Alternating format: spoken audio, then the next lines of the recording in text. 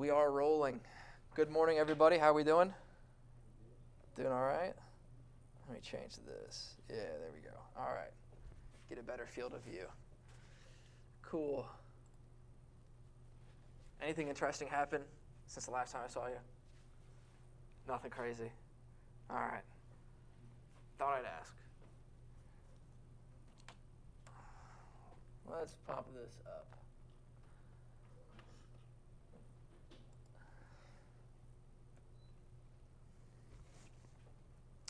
Today we're going to be talking about energy, thermodynamics, entropy, all these big words that make you sound smart, but are kind of easy once you get to know them. So when this thing loads up, but really it's going to be talking about like energy and chemical change is what we're really going to be discussing, and how heat reacts and interacts with different things around it, right? So let me present this. Put this in presenter mode.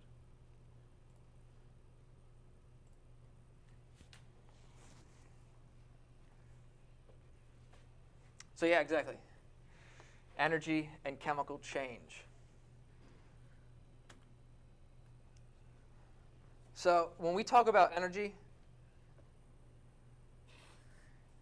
we're talking about like the ability to do work or the ability to produce heat.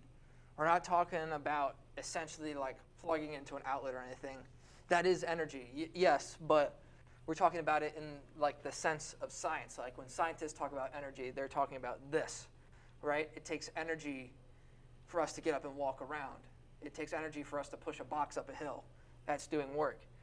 It takes energy to produce heat, right? So if you have like an electric heater or an electric fan that heats up, like when it's a space heater, that takes energy, right? Or an electric grill or anything like that. Even like propane, the energy from the propane as it turns into fire, that's energy.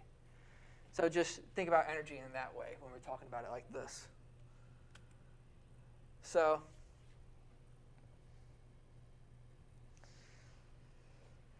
the law of the conservation of energy, I'm sure you guys might have heard this before, but the first law of thermodynamics states that energy cannot be created or destroyed.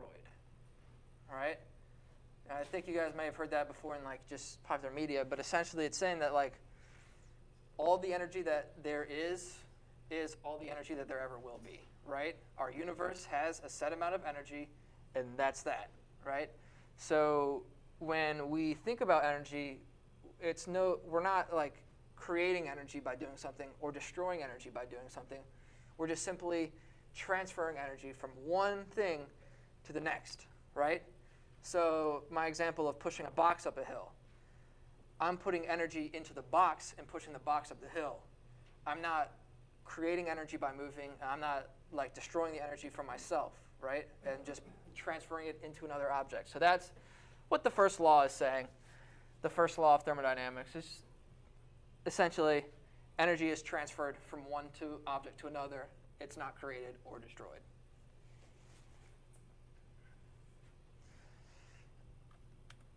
Let's look at the second law. This one's a little bit more difficult to understand at first, but the second law of thermodynamics talks about entropy. That's an important word to know, entropy. Second law, entropy. So remember, the first law is no energy can be created or destroyed, and the second law is talking about entropy. And when we talk about entropy, we commonly understand it as a measure of disorder. So the way I like to think about entropy is, say you have a hot cup of coffee, right? You can see the steam coming off of it. You just poured it off of the coffee pot into your mug, and you set it down on the table, and you walk away. 30 minutes later, you come back, and the coffee is cold now, right? It's room temperature. That's entropy. The heat was transferred from the coffee cup to the environment around it. That's called disorder. That's saying that the entropy of an isolated system never decreases. So the thermodynamic, it always proceeds towards the thermodynamic equilibrium and the configuration with maximum entropy. It's saying that everything always wants to go to disorder, right? And that's kind of hard to like wrap your mind around at first, but like when you see what we're doing here, it starts to make sense, right? And really, I think another way of thinking about it is if you take an ice cube and you put an ice cube in a hot cup of water, right? Then you have to be boiling. It could just like 15 seconds in the microwave. It's a little bit hotter than usual. You put an ice cube in the water. The ice cube isn't going to stay cold. It's going to expand out, right? And the hot water isn't going to stay hot forever, right? It's going to start cooling down. So that's just another way to think about it. Always going to disorder. That's the second law.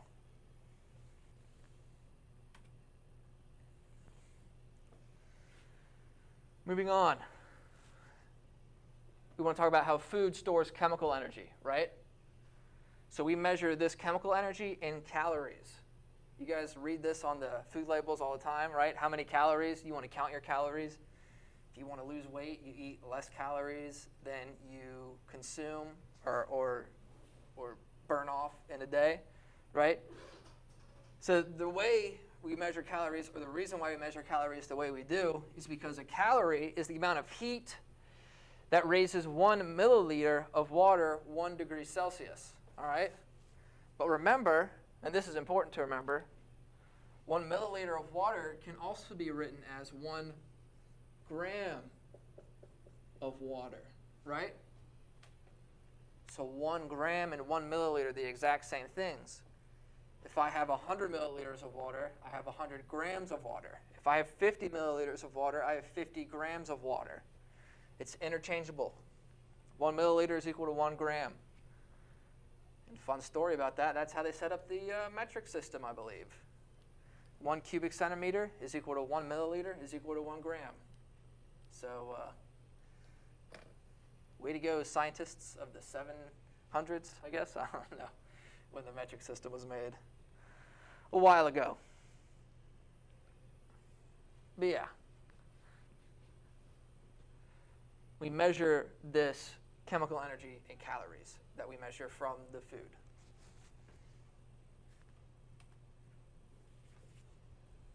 So when we want to talk about units, right, we don't always write like as a calorie. We usually typically write it as a joule.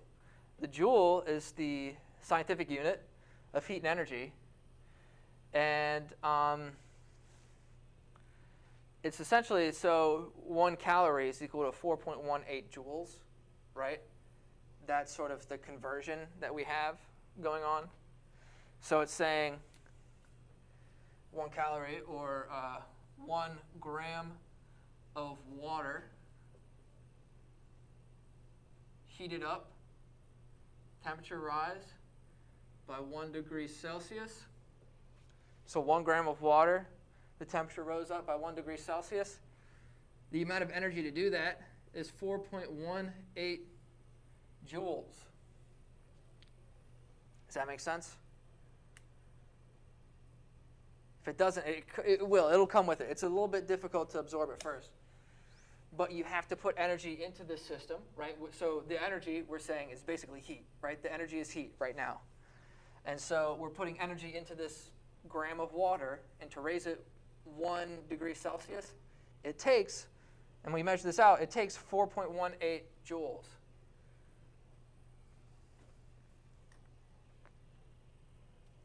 So that's important to know that this is the unit.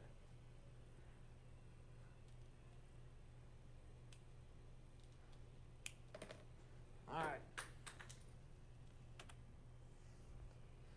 So that brings us to specific heat. Now go ahead and grab out your reference tables if you have them. If you don't, let me know. Look on that very front page. Okay, and I got a blown up version up here as well. Zoe, do you have yours? If you don't, there's some right here. Here.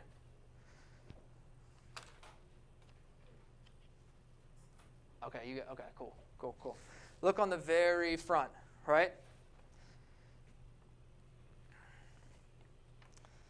Now, let's talk about specific heat real quick, and then you'll get used to looking at the very front page, okay?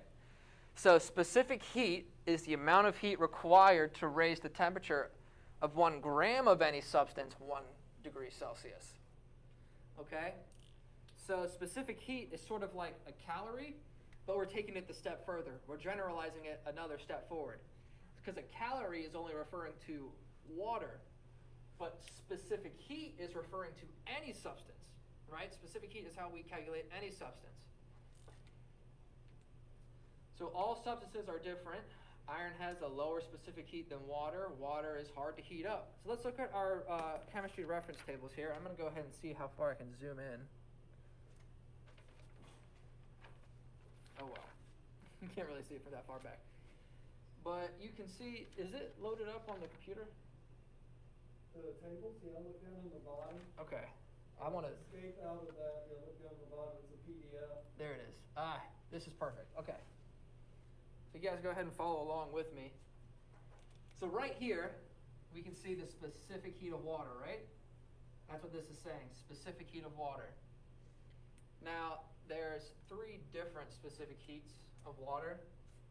One for ice, one for steam, and one for liquid, right? We're going to be mostly dealing with liquid water because that's sort of what we deal with the most here, okay? So our specific heat of water is 4.18 joules per gram degree Celsius. Hey, we already discussed that. That's also a calorie, right? That's 1 calorie. Let's look at all these down here. These are going to be our common metals, all right? And really, the most important category that we're looking at right now is this, specific heat. And that's how you read it, okay? So let's look at copper for a second here. If I want to know how much energy it takes to heat up 1 gram of copper by 1 degree Celsius, I know it takes this much right here. It takes 0.385 joules per gram degree Celsius, right? So if I wanted to heat up 1 gram of copper, I would only need 0.385 joules of energy, or of heat energy. I'm looking for a good one. Keep on getting these bad ones. Let me see right here. Maybe this works.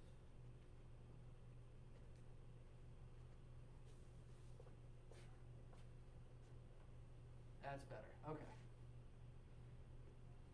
Right?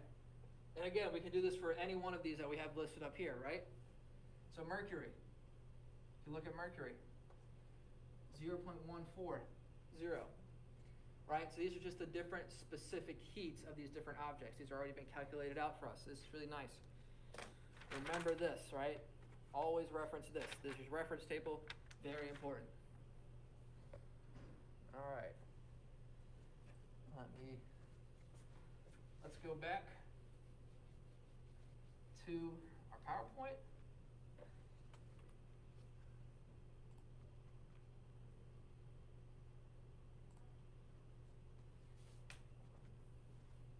You guys feel like you can read that table? It's pretty easy, right? You just look and match, right? Here's a cool video by Veritasium talking about specific heat. I really like it. I want to show it to you guys. It's pretty nice. When you touch it. All right. An object and it feels warm or cold, what is that really telling you about the object? Here I have a metal hard drive and a book, and I'm going to ask people to compare their temperatures. Which one do you think will feel warmer, the book or the hard drive? The temperatures. Yeah, tell me if one is hotter or colder, or if they're the same temperature. How do they feel? This is slightly cooler than this one. Yeah. Oh, that's warmer. Yeah, way warmer. Yeah, agreed. I'd say the hard drive is a lot colder than the book. I don't know, because the book's got more knowledge. Why do you think that is? Metal's normally a little bit chillier if you leave it in a colder temperature. Well, what if I said that they're both at the same temperature? What would you say? So you're lying. But really? I think you're lying, yeah. Oh, geez. Well, maybe the way I could prove it is I have an infrared thermometer. What do you think we're going to see? I think science might be able to answer that. And I'm not a scientist. Make a prediction for me. I still think that's cool though. Would you bet me money? I do it because I don't have any cash, so yeah. Let's measure the temperature of the book. Okay. What do you see? 19.0. Okay. We measure the temperature of that. 19.0. Alright, well now I believe you. I'm trying to actually figure it out, trying to figure out why they would be the same temperature. They don't feel the same temperature though. So why does that feel colder if they're basically the same temperature? Good one. You got an answer? Well, I'm coming to you guys for answers. We're creatives, not intellectuals. Well, create an answer for me. I'm not a scientist, come on, you tell me. Well, I'll try to answer that question with another little experiment. Here is an aluminium block and Ooh, nice and cold. a plastic block. Yeah. How do their temperatures compare? Completely different. Completely different. Is much colder. Yeah. Yeah? Yeah, this actually feels colder. Let's take this to the next level. I'm going to put an ice cube on both plates. What are we going to see? Well, I'm guessing it would stay solid on this one and melt on this one. So it's going to melt on the plastic but stay solid on the aluminium. Yes, but maybe I'm wrong. That one will melt more quickly than on the aluminium block. You would think so, they're colder. Yeah, because it's cold. Let's And I actually... think they're going to go the same. All right, so we put an ice cube on each of those blocks. Wow. What are you seeing? Well, it is melting a lot quicker on the aluminium. I got it melting. This is melting quicker than that one, even though this is aluminium, that's plastic. So which one felt colder? That This one, How does that make any sense? I have no idea, you know. Could aluminium be bad for the environment? How would aluminium be bad for the environment? Well, it's thawing out the ice a lot quicker, isn't it? So you want the answer? Yes, please, please. It's about thermal conductivity, right? The rate at which heat is transferred from one object to another. So when you felt these blocks originally, I know this one felt a lot colder. Yeah. But you know from the other example we did that they must both be at the same temperature. True. Because they've both been outside for a while. We see that the aluminium block is melting the ice faster than the plastic block because it's conducting the heat to the ice cube faster. Okay. With the plastic block, it's a worse thermal conductor, so heat is being transferred less quickly to this ice block, and so it's staying ice. Okay. I believe you. Make sense? Yes, definitely. You know, in our first example, the hard drive felt colder even though it was at the same temperature roughly as the book. And that's because the aluminium conducts heat away from your hand faster than the book conducts heat away from your hand. Sure, that seems logical. Which makes the hard drive feel colder, Yeah. and the book feel warmer. Yes. So when you touch something, you don't actually feel temperature. You feel the rate at which heat is conducted either towards or away from you. Think about this next time you hop out of the shower in winter. It's much nicer to stand on the bath mat than on the tile beside it. Not because the bath mat is warmer, but because it conducts heat less quickly away from you. Let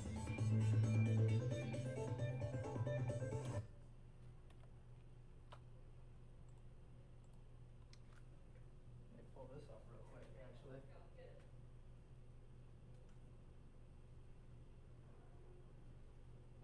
We just saw it, but you can see right here, just by looking at the specific heat, right?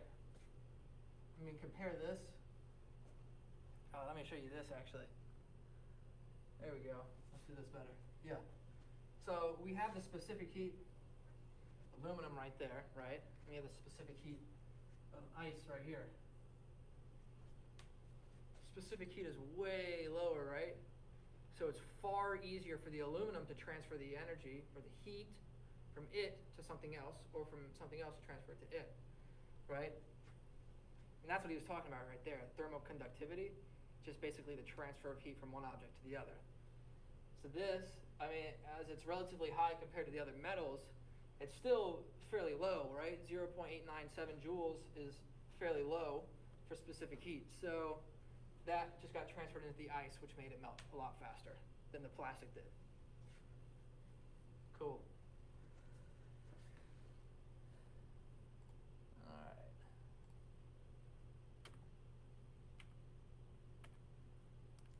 So let's talk about the equation that goes along with it. Of course, there's an equation.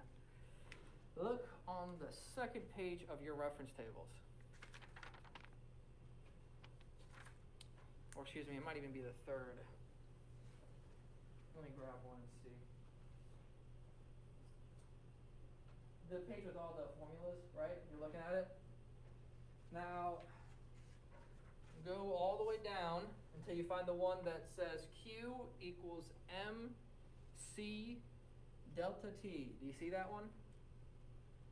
Yep, that is your equation or your formula for calculating the the quantity of heat energy, but it deals with a few different things, right? So this Q right here, this means the quantity of heat energy, right? And we've been talking about that for a while now. We know what the quantity of heat energy means. It just means how much heat, how much energy is put into an object. The M is the mass.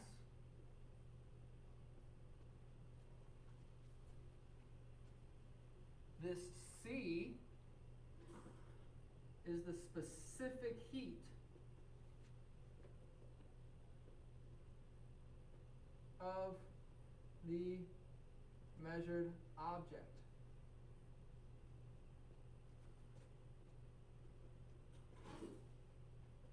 Let me write better. Of the measured object. The specific heat of the measured object. The C is the specific heat of the measured object, right? And that's just, it's either given to you in the problem or you find it on your reference table. And then lastly, this D. This T right here, it should actually be delta T, right? This triangle right here, that's delta. That's a math symbol or a Greek symbol. That means change. When we use it in formulas and stuff, it means change. So delta T means change in temperature. Change in temperature.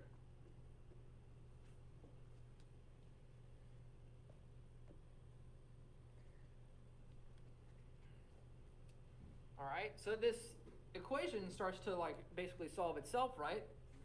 If we want to know how much heat or the quantity of heat energy that we used, we simply set that equal to the mass of whatever we're heating up or cooling down, the specific heat of that measured object, and the change in temperature.